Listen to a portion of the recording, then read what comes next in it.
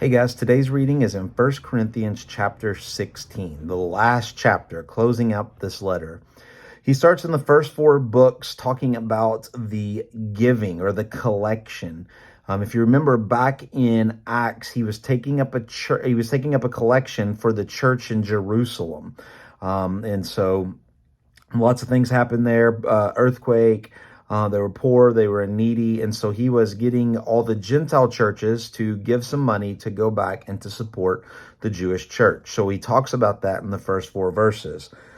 Starting in verse 5, he just talks about himself doing the Lord's work.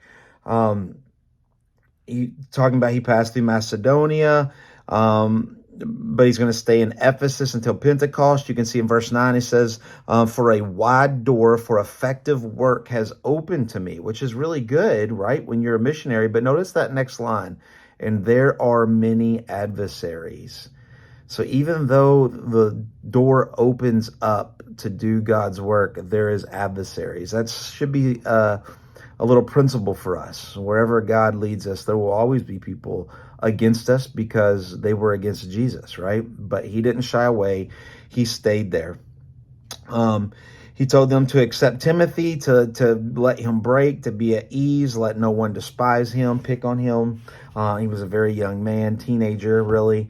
So just take care of him. And then we get some final instructions on faithful living. Look at verse 13, right? How does he close out his letter to the church of Corinth? He tells them a couple things. Be watchful.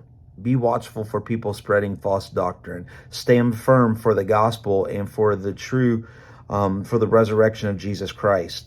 Act like men. That's what we would say is be mature. Be mature. Be mature Christians. Be mature in your faith.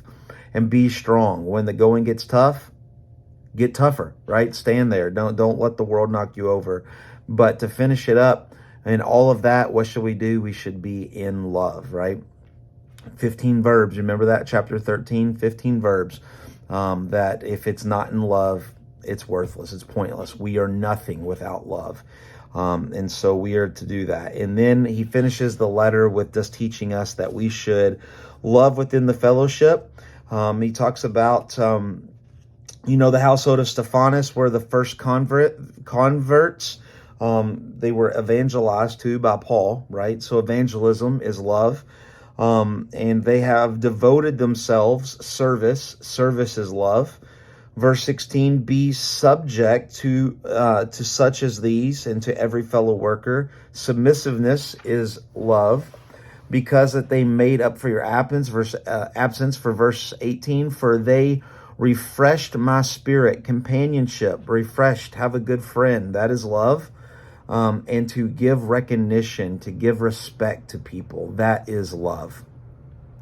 And then he finishes verse 20, to all the brothers send you greetings, greet one another with a holy kiss, just to show love and affection, right? So he finished his letter with the idea of that they are to stand strong, they are to be firm, they are to be mature, they are to be bold, but no matter what, show love. And how do they show love?